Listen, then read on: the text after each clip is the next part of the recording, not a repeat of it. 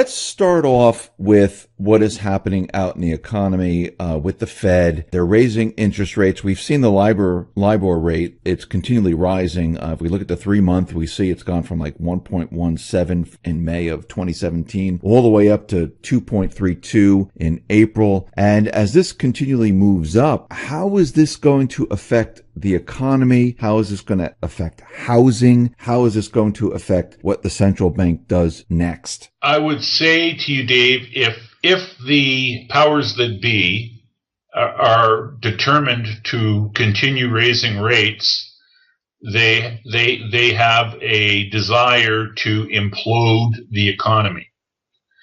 And I don't think that they're going to maintain their recent course of action raising rates, because I honestly believe that the powers that be are afraid that if they collapse the economy, that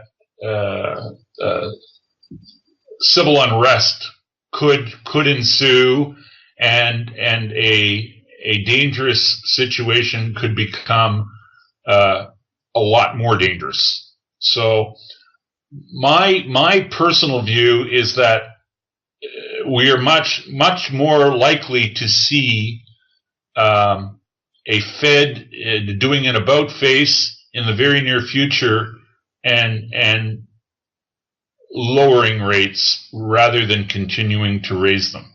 That's my own personal opinion on this. And I do believe that long-term rates, as expressed by the 10-year bond, I've been saying this for quite some time now. I feel that the long-term rates have more or less topped out, and I just don't think we're going to see them rise materially from here. And I'm not saying we couldn't go from 3 to 310 or 315, but I would suggest to you that a 10-year rate at 4% is completely off the table, at least to me right now, unless the powers that be decide to collapse the system on Trump and blame him. But ultimately, I don't think that the system is because I think I guess at the end of the day, I believe that the U.S. military has Trump's back, and the U.S. military is not going to allow the financial elites to pull the plug on the economy and destroy it. So I would look for the Fed to be lowering rates. The next material move in interest rates, I believe, will be down, not up. That's my thinking. You're saying that you think they're going to be lowering it. I mean, do you think we're going to be heading towards the negative territory like out in Europe? I believe we will ultimately see negative interest rates being inflicted by the Fed Treasury complex, yes. So do you think they're doing this, and you're talking about the central banking establishment where they can, bring rates up and bring them down. Are they doing this because they don't have their person in office? Let's say Clinton was elected and she was president. Do you think they would have no problem in crashing the economy in that scenario? Well, Dave, I think it goes deeper than that, and I don't think it necessarily has to do with Clinton or a Bush or Obama or anything. What we're talking about, and ultimately what underlies this, is the life cycle of fiat money. And the life cycle of fiat money predicates that the amount of money in existence when you have compound interest, usury with compound interest, dictates that the supply of money must grow at a very predictable rate for a very long period of time. But in this life cycle, and this is math, this is not emotion, and a person who's explained this very well is Chris Martenson. And if you Google Chris Martenson and you go to his website and you go through a little tutorial called the Crash Course, And what the crash course produced by Chris Martenson, what it explains very succinctly, is that money, fiat money, in its life cycle, grows at a very predictable, even rate for a certain period of time, but then it inflects. The growth rate of money inflects and it goes vertical. We're on the vertical part of the curve now, and money must be created at an infinite pace.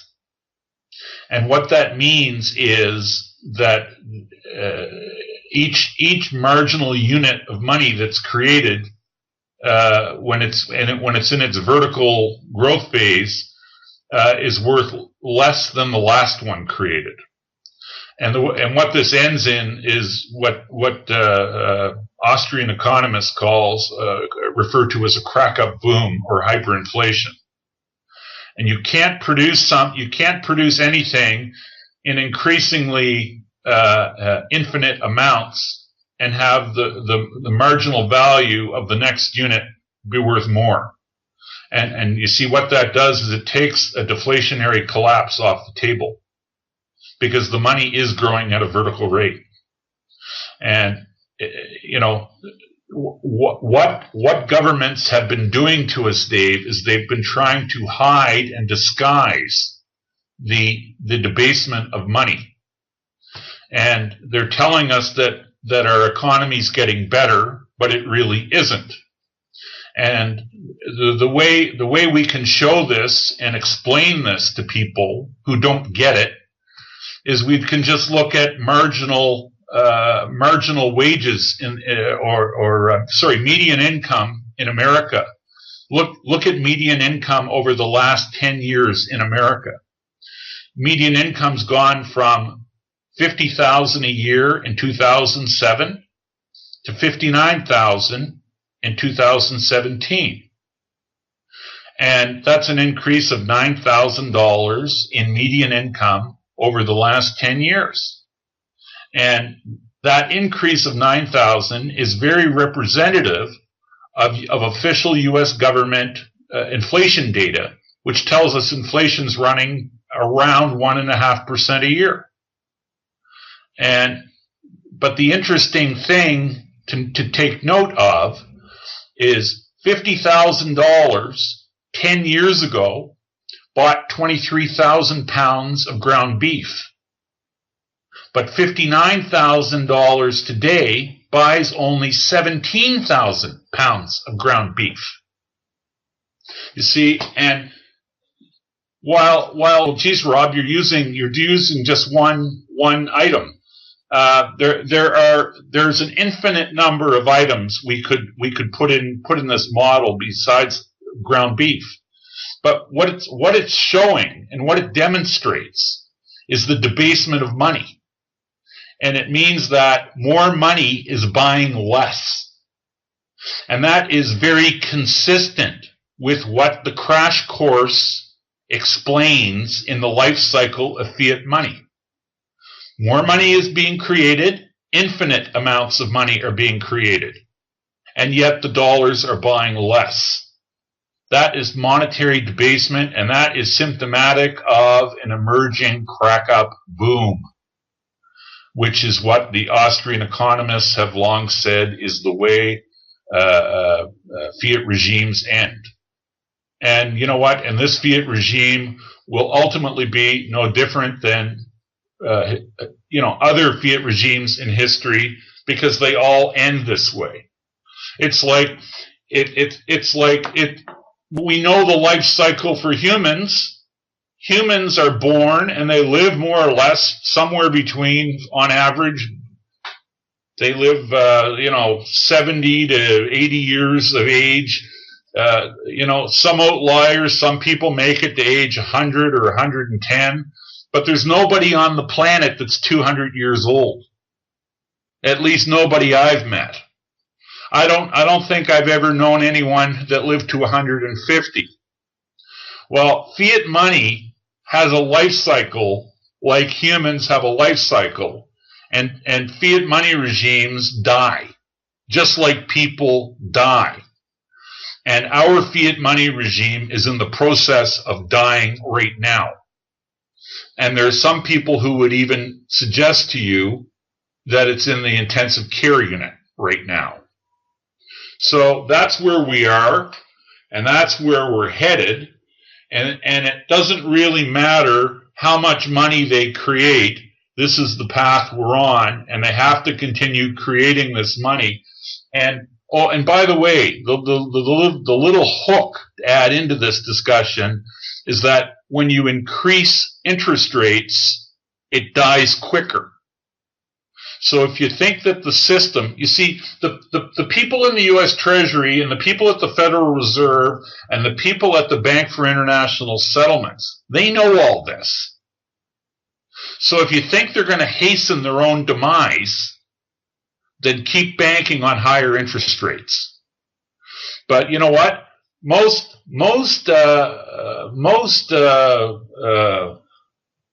parasites, if they're informed, don't try to kill the host. At least not quickly. So this is these people that control the money are parasites on humanity, and they've been feeding off humanity, and they've inflicted their fiat money regime on us. But they're not ignorant. They're actually very clever, and the extent of their cleverness is explained and is demonstrated in the way that they present economic data to us. They tell us we're doing better, but our dollars are buying less. Well, that's a lie, because we're not doing better, and our dollars are buying less, and our living standards are decreasing, not increasing. So that's reality. So if they don't raise interest rates and they start to drop interest rates, like we said in the beginning here, and they decide, okay, let's not crash the economy, won't eventually, like you said from Austrian economics with the crack boom cycle, won't the economy die by itself then? Well, I think what's likely to happen, because we've been witnessing it for a number of years already, is that foreigners will abandon the dollar. But we've been seeing a lot of this over the last 2 or 3 years, where countries have been making, particularly in the Asian world, countries are making bilateral trade agreements where they conduct their trade in other than dollars for everything from oil to agricultural to commodities. This is a process that has been underway now for quite some time, and it's all part of the death process of the fiat currency, which is still currently the world's reserve currency. But these are all symptoms of the dying dollar. And what it's done to the world is fractured the world, because the money's dying. The money's bad. When you have bad money, you have dishonest commerce, and when you have dishonest commerce, you have friction in the world. And boy, look at the world today. Look at the friction. Look at the global hotspots. There's more of them today than there has been at any point in time, probably in the last 60 or 70 years. And what's the common element? Like all the countries where we're seeing friction, the friction is almost exclusively with countries that are doing trade in other than dollars. It's the common element. I mean, Iran is doing business in other than dollars. Russia is doing business in other than dollars. China is doing business in other than dollars. Venezuela is doing business in other than dollars. You know, Iran was the leader was deposed because he was selling oil in euros. Libya was destroyed because Gaddafi wanted to create a gold-backed currency, which is trade in other than dollars. And if you want to become an enemy of the United States of America, all you need to do is say you want to do business in other than dollars. And any country that suggests they're going to do that quickly gets on the enemy list. And their leader becomes very ripe for being deposed or for a civil war. So pay attention to what's going on around you. And then, I don't know, from my standpoint anyway, to me, everything goes back to the money. Everything is about money. Follow the money. And when the money's bad, you have problems. And people are leaving the dollar because the people, the stewardship of the world's reserve currency, the people who've been given this responsibility have not acted in a prudent way, and they've squandered this this responsibility, this privilege granted has been squandered in the name of nation building and other unthinkable things. And it's the old notion that absolute power absolutely corrupts, and it certainly has done so in the Western world through the vestiges of the dollar as the world's reserve currency. Wouldn't it be a good thing if this system, and again, this system is a central bank system. It was designed by central banks. This is not we the people system. They loan governments, currency with interest attached, and we the people, we're enslaved to this and we have to pay it back. Wouldn't it be a good thing that if all the countries, they move away from the dollar and the system just breaks down and collapses? Ultimately, I think, Dave, that's exactly what's going to happen.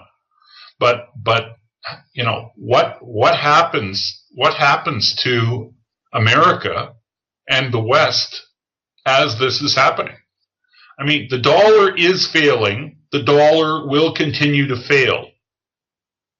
That is etched in stone. That's, and to suggest otherwise is like saying you're going to live till you're 200 years old. And you know what, Dave? Nobody listening to this broadcast is going to live to see 200. And it's a dog that doesn't hunt. It won't happen.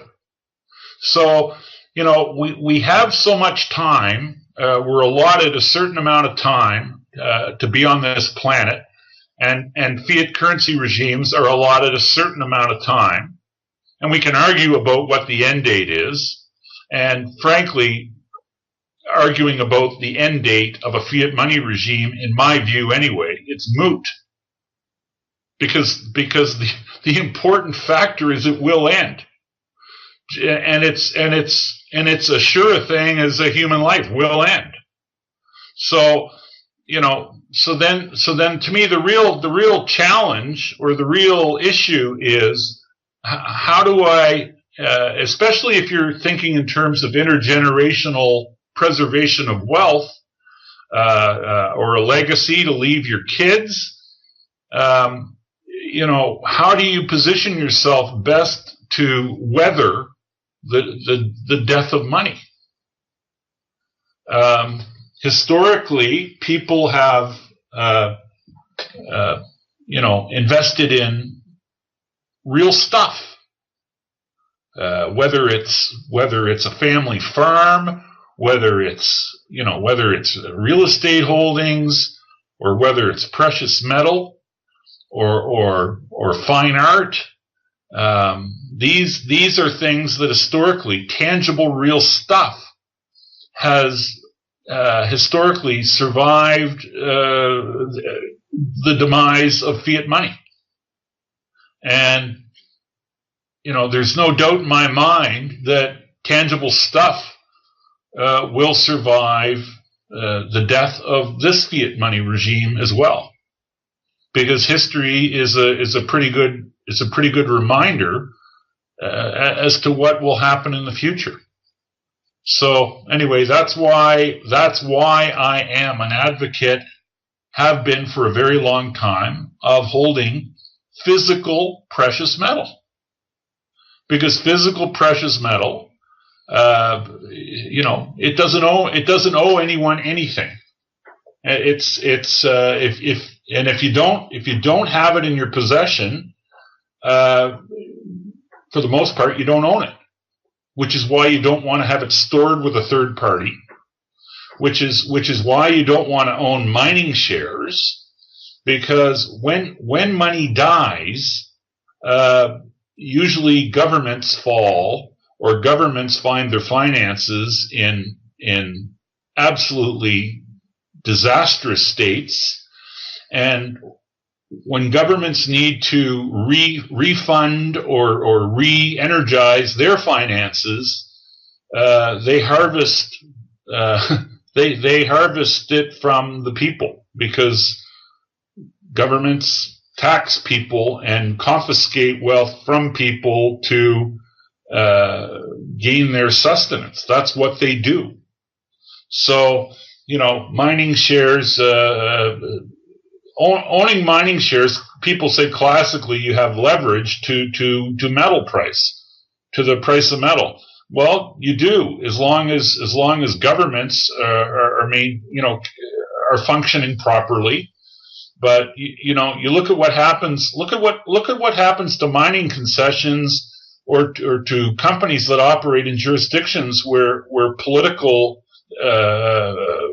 fortunes fail. Mining companies are subject to having their licenses revoked or confiscated, or new taxes being put on, or royalties, and in such an example, the leverage that you imagined you had in the mining shares can disappear very quickly. And that's why owning physical metal, as opposed to the leveraged instrument being the equity, sometimes the physical can pay off very, very handsomely. So when the dollar dies, as it's dying right now, we know that China and Russia, they've been purchasing a huge amount of gold. And here in the United States, we had Mnuchin go into the vaults and show us gold. I mean, doesn't the U.S. have enough gold to weather the storm? Well, my personal view on Steve Mnuchin's visit to Fort Knox is that it was a publicity stunt. There was no audit of gold performed at Fort Knox. And what Mr. Mnuchin said, his public utterance when he went to Fort Knox, he said gold is safe. Well, Dave, I would agree wholeheartedly with Mr. Mnuchin that gold is safe. Gold is the safest form of money on the planet. But Mr. Mnuchin did not perform an audit. The U.S. government has not performed a credible audit on the gold that they possess to own, which is slightly over 8,000 metric tons. There's been no credible audit of this gold, despite Showboat Mnuchin's utterances. There's been no credible audit done on U.S. sovereign gold since the Eisenhower administration. End of story. So until there's a credible audit produced, I would not assume that America owns the gold that they say they own. And that's end of story. And you are right, China, Russia, and other Asian countries have been accumulating physical metal at a voracious pace now for the last 20 years. And my view is that when the dollar actually dies, we will see a new gold-backed, or let's just say asset-backed currency will be launched, in my view, by the Asians, and possibly China in conjunction with Russia. And it might not be purely gold backed. It might be a basket of things that back it, like gold, silver, possibly an energy component like crude oil, and maybe even something from the agri complex. But I do believe that the next world reserve currency will be asset backed. And I do believe that physical precious metal will figure prominently in the asset mix. And if people want to say that's a return to a gold standard, you're welcome to say whatever you want. But that's where we're headed. I mean, it definitely looks that way, because if you really look at what China and Russia, what they've been doing, I mean, they introduced the petro yuan. It's like, the petrodollar. They have gold holdings. They've created exchange systems like here in the United States. They created a payment system just like here in the United States. They're setting up the One Belt, One Road system for trade. They're having bilateral trades all around the world. I mean, if you really look at it, they duplicated everything that was here, and they have it out there now. And they have it. Not only do they have it out there, Dave, they've created a complete global parallel structure to what we have in the West, and it all can operate without dollars. Period. So, people would be doing themselves a favor if they're trying to think this through. China has not been accumulating U.S. debt now for at least 2 years, and America continues to not only have the existing debt, but America is spending at least another creating new mountains to the tune of an extra $1 trillion a year, every year, on top of the existing 20 or 21 trillion, whatever it is now. The new debt created this year by America will be 1.2 trillion, I believe, is what's budgeted, and it could end up being bigger. And so historically, China has been America's biggest creditor, and has taken down the lion's, or let's just say a disproportionate amount of new debt issuance, but they haven't been buying. So ask yourself, who is buying the debt? Who is buying the U.S. government bonds that are being issued? And of course, like we talked pre-interview where I made the comment to you that America is the only country in the world that issues debt that has never had a failed bond auction. Well, that still continues, and America continues to auction debt, and it appears, at least, that no amount of debt America wishes to issue ever produces a failed auction, and it seems anyway that the demand for this debt is unlimited. And I ask the question over and over and over again, and nobody can give me good answers about who's buying the debt. And my guess and suspicion has long been the money that's being used to purchase the debt is in large part a part of this missing $21 trillion that was documented by Dr. Mark Skidmore and his research team at Michigan State University, where in two government departments, namely the Department of Defense and HUD, Housing and Urban Development, from the years 1996 to 2015, government documents show that there's $21 trillion that is unaccounted for, which is an insane amount of money. And to me, that is money that's been created. Well, we know it's been created because it's flown through the books of the military, and HUD, so we know the money was created. And my personal opinion is that the money was fraudulently created. It's been siloed. It's in slush funds like the Exchange Stabilization Fund, which is an adjunct to the U.S. Treasury, which is it's a black box that is subject to no oversight, doesn't publish financials, and it's just a dark hole.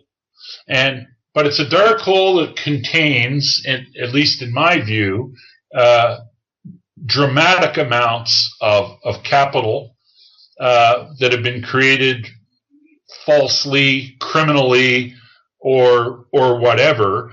But bear in mind that anything the Exchange Stabilization Fund does is deemed to be an issue of national security, and as such, nobody's allowed to, and everything they do is also, by definition, classified.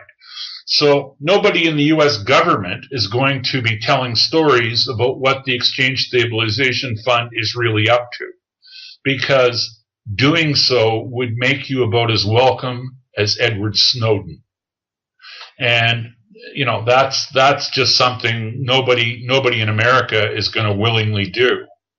But suffice to say, we know the money's been created, and we're talking tens of trillions of dollars, and I call this dark money. And this dark money is basically available to the monetary elites. These are resources that they can marshal up at any time of their choosing to do things like make sure U.S. government bond auctions always appear to be well bid. This insane amount of money can also be used to juice stock markets and make the stock markets look like they're very well supported and very well bid. They can be used these resources can be used to sell down other currencies to make them look weak relative to the U.S. dollar. They're used for this dark money is used for a host of purposes. Everything from regime change to toppling foreign economies, funding people who are opponents of enemies of the state.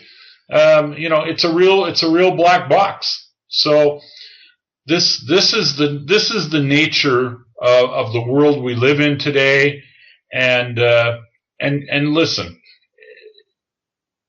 what I speak of may seem to some people as being a stretch, and to anybody who holds that view, all I ask you to do is turn on CNN and listen to it if you can bear for 5 minutes, and listen to the lies, and listen to the vitriol, and listen to the likes of James Clapper saying that nobody in America has ever been surveilled, and that the U.S. intelligence community is not surveilling anyone, when we have overwhelming evidence that they've surveilled Trump and his associates in the run-up to the election in 2016, I think it's becoming pretty much accepted common knowledge now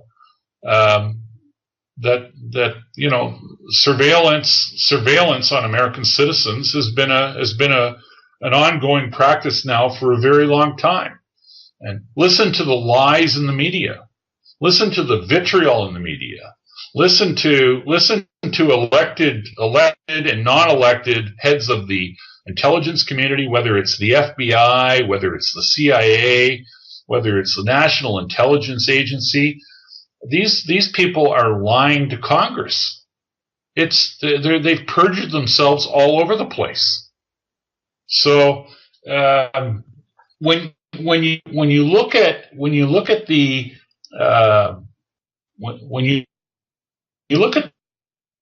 just the basis of officialdom lying about their activity, you know, the notion of what they've done to the money becomes a lot more believable if you can accept anything that's extremely well documented. So this dark pool of money, the Exchange Stabilization Fund, this is like their own little budget within government for, black op operations around the world, not just with the economy. It's a criminal slush fund. Call it what it really is. And the nefarious activities that the Exchange Stabilization Fund has been involved in over the years is astounding. And anybody wants to get up the curve on what the Exchange Stabilization Fund is all about, there's a great resource and a reference on that. Go to a website called marketskeptics.com. Look in the right-hand margin where a chap by the name of Eric de Carbonell has produced a YouTube series on the ESF, Exchange Stabilization Fund, and it's under the headline "Something I've Been Afraid to Blog About," which is in the right-hand margin.